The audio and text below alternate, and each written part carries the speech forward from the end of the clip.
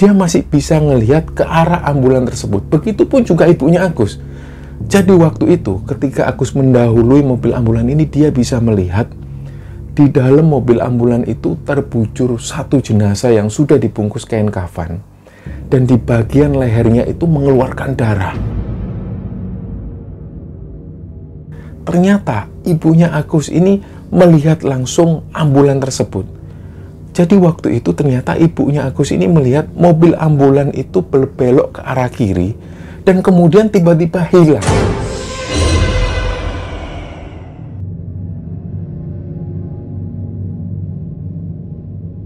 Bismillahirrahmanirrahim. Assalamualaikum warahmatullahi wabarakatuh.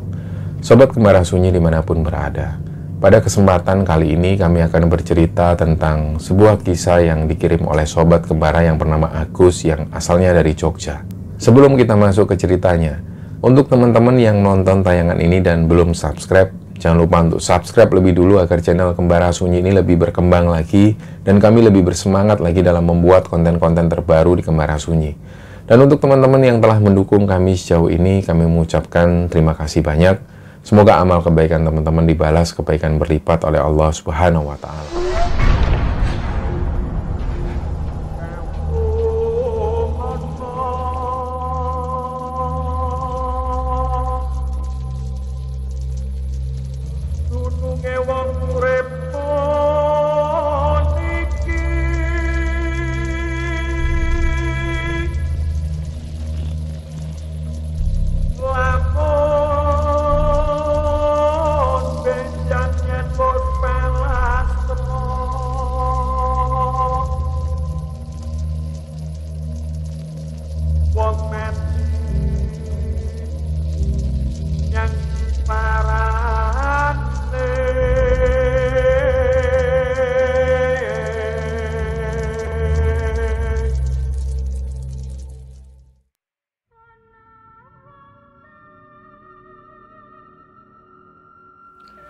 Ya, untuk cerita kali ini teman-teman, di episode kali ini kami akan menceritakan sebuah kisah yang dikirim oleh Sobat Kembara yang bernama Agus.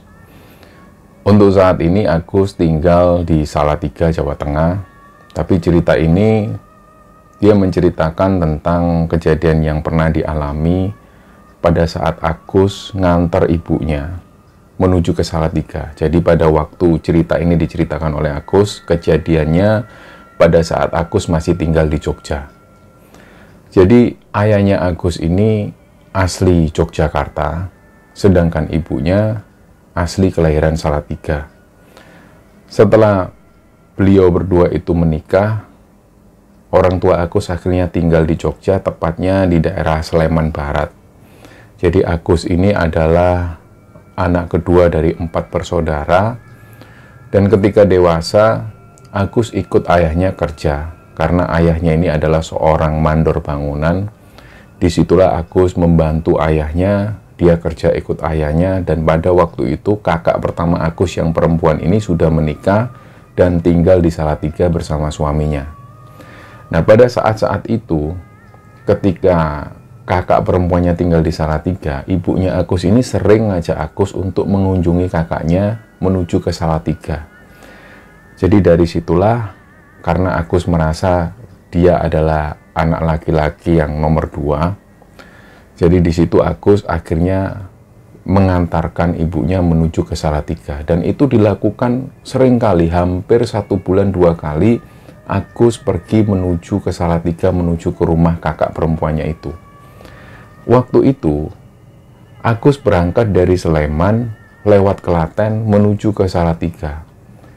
Waktu itu aku sendiri belum tahu jalan yang paling cepat lewat mana. Sampai pada akhirnya dia dapat informasi bahwa sebenarnya ada jalan yang lebih cepat, yaitu dari Sleman Barat dia harus lewat ke Muntilan, kemudian naik lagi menuju daerah yang namanya Ketep, dan dari Ketep itu lanjut jalan menuju Kopeng, dan akhirnya langsung menuju ke Salatiga. Jadi begitu tahu informasi ini, Agus pun penasaran pengen lewat daerah itu, karena dia merasa selama ini, selama dia menuju ke Salatiga, dia selalu lewat Klaten, dan dia sendiri merasa perjalanan itu terlalu jauh. Mulailah ketika mendapat informasi ini, Agus mulai mencoba jalan ini. Jadi dia naik motor bersama ibunya dibonceng. Waktu itu ibunya sendiri sempat tanya, "Loh Gus, kok nggak lewat yang biasanya?" "Oh iya Bu, ini ada jalan yang baru tembusan. Memang jalannya agak naik. Jadi kita kan naik sini pagi-pagi, insya Allah nggak ada masalah." Mereka pun lewat sana. Dan pertama kali Agus lewat daerah ini, ketika setelah melewati Muntilan dan naik menuju ke daerah yang namanya Ketep, dia benar-benar kagum dengan jalan yang ada di sana. Jadi di sana dia bisa melihat pemandangan Gunung Merapi dan juga Gunung Merbabu. Dan itu pemandangannya bagus sekali. Dari situlah ketika Agus menuju ke Salatiga, dia selalu lewat jalan tersebut, melewati Ketep Pas tersebut. Nah, itu dilakukan berkali-kali.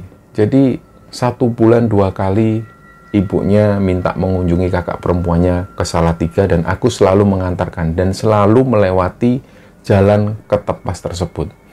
Sampai suatu ketika Agus ini mengalami satu kejadian yang ganjil. Jadi seperti biasanya ketika ibunya minta untuk diantarkan ke Salatiga, ke rumah kakak perempuannya itu, seperti biasa, Agus pun mengantarkan. Dia naik motor, mereka berangkat pagi hari, dan estimasi perjalanan dari Sleman, dari rumah Agus menuju ke Salatiga itu sekitar kurang lebih 3 jam perjalanan lah. Jadi mereka berangkat pagi. Agus dan ibunya naik motor dari Sleman, mereka melewati Muntilan, dan kemudian naik lagi menuju daerah yang bernama Ketep Pas tersebut. Awalnya perjalanan mereka ini baik-baik saja, nggak ada kendala apapun. Jadi ketika melewati Ketep Pas, melewati Kopeng, dan sampai di Salatiga itu nggak ada keganjilan apapun. Begitu sampai di Salatiga, seperti biasa, mereka santai di sana dan mereka berbincang dengan kakak perempuannya Agus itu. Sampai di sekitar jam 3 sore, Agus pun minta ibunya untuk berkemas-kemas karena dia merasa kalau dia harus melewati Kopeng dan juga Ketep Pas itu jangan sampai malam hari. Jadi sekitar jam 3 sore mereka sudah berkemas-kemas, mereka melanjutkan perjalanan menuju pulang kembali ke Sleman. Nah, pada saat mereka melewati daerah Kopeng, nggak ada masalah apapun. Jadi lalu lintas masih seperti biasanya, masih normal. Dan begitu memasuki daerah Ketep Pas, tiba-tiba suasananya itu berubah jadi sepi. Aku sendiri nggak tahu kenapa suasana ini tiba-tiba sepi. Dan begitu mereka ada di jalan Ketep Pas itu, nggak jauh dari situ, Agus ini ngelihat di depan mereka, di sekitar 50 meteran itu terlihat ada mobil ambulan. Nah, waktu itu nggak ada yang aneh. Tapi tiba-tiba ibunya Agus ini nepuk pundaknya Agus, "Leh, pelan-pelan, Leh." Nah, begitu Agus ini jalan pelan-pelan, tiba-tiba mereka ini mendekati mobil ambulan tersebut. Mungkin karena mobil ambulan ini jalannya juga pelan. Nah, begitu mereka mendekat, si Agus dan ibunya ini mendekati ambulan itu, si Agus ini merasa janggal. Karena ambulan ini, mobil ambulannya mobil jadul. Dan terlihat sekali kalau dari cat-catnya itu sudah mengelupas dan banyak sekali karat di situ. Keanehan kedua, karena suasananya ini sudah hampir maghrib, dan sudah mulai gelap, waktu itu Agus ini ngelihat ambulan ini kacanya ukurannya besar. Jadi kaca jendela besar dan bisa ngelihat apa yang ada di dalam. Waktu itu Agus ini ngelihat di dalam mobil ambulan itu ada satu bapak-bapak yang duduk menghadap ke arah jenazah. Jadi Agus ini bisa ngelihat jenazah ini memang diletakkan di sebuah keranda. Tapi keranda ini nggak ditutupi kain satupun. Biasanya kalau memang ambulan atau mobil jenazah ini bawa jenazah, biasanya ditutup dengan keranda yang berwarna hijau dan bertuliskan lafaz Allah. Tapi waktu itu Agus ini nggak ngelihat keranda ini ditutupi. Jadi dia bisa ngelihat jelas di dalam mobil ambulan itu ada jenazah yang sudah dibungkus kain kafan. Dan di samping jenazah tersebut ada satu bapak-bapak. Beliau pakai baju batik, wajahnya pucat. Dan beliau waktu itu cuma diam menghadap ke arah jenazah tersebut. Disitulah Agus sudah mulai merasa aneh dan tiba-tiba ibunya Agus yang di belakang ini juga mulai merasa takut. Sekali lagi ibunya bilang, "Leh, pelan-pelan, Leh, pelan-pelan."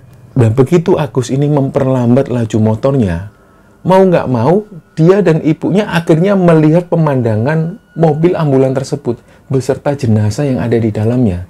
Jadi pemandangan inilah yang dilihat Agus selama beberapa menit, dan pada akhirnya Agus ini pun tersadar, "Loh, ngapain ya kok di belakang mobil ambulan ini terus?" Sedangkan banyak sekali keanehan-keanehan yang terjadi. Waktu itu, ketika mereka ada di jalan tersebut, di jalan ketepas tersebut, nggak ada kendaraan yang lalu lalang. Kalaupun ada kendaraan, hanya ada beberapa kendaraan yang melaju dari arah berlawanan. Nah, itu pun bisa dihitung dengan jari. Dari situlah Agus sudah mulai melajukan motornya. Yang ada di pikiran Agus, dia harus cepet-cepetan mendahului mobil ambulan itu, supaya dia nggak melihat pemandangan aneh tersebut. Nah, begitu Agus ini mau ngambil ke arah kanan, mau mendahului, tiba-tiba secara otomatis mobil ambulan ini doyong ke arah kanan. Dan sekali lagi ibunya tetap ngomong, "Sudah, Leh, hati-hati, di belakang aja, sudah pelan-pelan." Mereka pun akhirnya tetap berada di belakang mobil ambulan itu, dan Agus ini cuma memperhatikan si bapak-bapak ini yang menjaga persis di samping jenazah itu cuma diem. Wajahnya pucat dan pandangan matanya ini kosong. Dia masih bisa ngelihat ke arah ambulan tersebut. Begitupun juga ibunya Agus.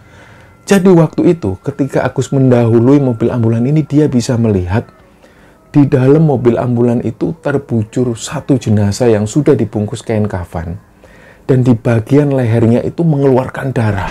Begitu Agus mendahului mobil ambulan ini, dia sempat melihat sopir ambulan tersebut. Disinilah Agus melihat sopir ambulan ini pakai topi. Usianya sekitar 25 tahunan. Dia pakai kaos oblong. Dan di sebelah sopir tersebut ada lagi satu orang. Anehnya, kedua orang ini wajahnya pucat dan pandangannya kosong. Jadi begitu Agus melintas, dua orang yang ada di depan ini sama sekali nggak memandang ke arah Agus. Disitulah Agus langsung cepet-cepetan. Dan nggak lama ketika Agus meninggalkan mobil ambulan itu, ketika Agus mendahului, dia sempatkan lihat dari arah spion, ternyata mobil ambulan ini sudah nggak terlihat lagi. Nggak tahu apakah mobil ambulan ini berhenti, ataukah mungkin dia belok, dan ataukah mungkin benar-benar hilang. Di situ Agus sudah nggak mau tahu lagi, dia langsung melajukan motornya. Dan sekitar beberapa jam kemudian, sampailah Agus di tempat yang agak rame. Di situ Agus dan ibunya belum membahas kejadian yang baru saja dialami. Jadi mereka tetap melajukan motornya. Dan begitu sampai di rumah, barulah Agus cerita. Ternyata ibunya ini melihat pemandangan yang sama. Ibunya ini menyaksikan apa yang juga dilihat oleh Agus. Bahwa ibunya juga bercerita yang dilihat ini sama persis. Beliau melihat ada jenazah yang dibungkus kain kafan dan di bagian lehernya keluar darah, dan di samping jenazah tersebut memang ada seorang bapak-bapak yang beliau pakai batik dan beliau itu diam hanya menatap ke arah jenazah tersebut. Dan begitu Agus tanya ke ibunya apakah ibunya ini ngelihat sopir ambulan dan satu orang di sampingnya, ternyata ibunya juga melihat dan ibunya memberikan kesaksian yang sama bahwa yang disaksikan ibunya, sopir ambulan ini wajahnya pucat dan dia hanya menatap kosong ke arah depan. Jadi waktu itu ternyata ibunya Agus ini melihat mobil ambulan itu belok ke arah kiri dan kemudian tiba-tiba hilang. Nah, dari sini Agus dan ibunya akhirnya punya kesimpulan sendiri bahwa ternyata yang mereka lihat berdua itu adalah ambulan gaib. Berminggu-minggu kemudian setelah mereka berdua mengalami kejadian itu, ketika ibunya Agus minta diantar menuju ke Salatiga, Agus dan ibunya ini masih belum berani lewat jalur tersebut. Jadi mereka lebih memilih lewat jalur yang lama, yaitu lewat Klaten. Tapi setelah berbulan-bulan kemudian, ketika Agus dan ibunya sudah melupakan kejadian itu, mereka akhirnya kembali lewat jalan yang sama, yaitu jalan Ketepas, kemudian Kopeng, dan menuju ke Salatiga. Nah, mungkin teman-teman juga ada yang mengalami kejadian yang sama, dan mungkin ada teman-teman yang tahu tentang lokasi Ketepas maupun Kopeng. Apakah mungkin teman-teman punya pengalaman yang sama seperti yang dialami Agus? Silahkan berbagi sesuatu di kolom komentar. Dan kisah inilah yang dibagikan oleh Agus kepada Kembara Sunyi. Kami mengucapkan terima kasih kepada Agus yang telah membagikan cerita ini kepada Kembara Sunyi. Dan semoga teman-teman bisa mengambil hikmah dan bisa mengambil kesimpulan dari cerita ini. Mohon maaf kalau ada salah-salah kata. Wassalamualaikum warahmatullahi wabarakatuh.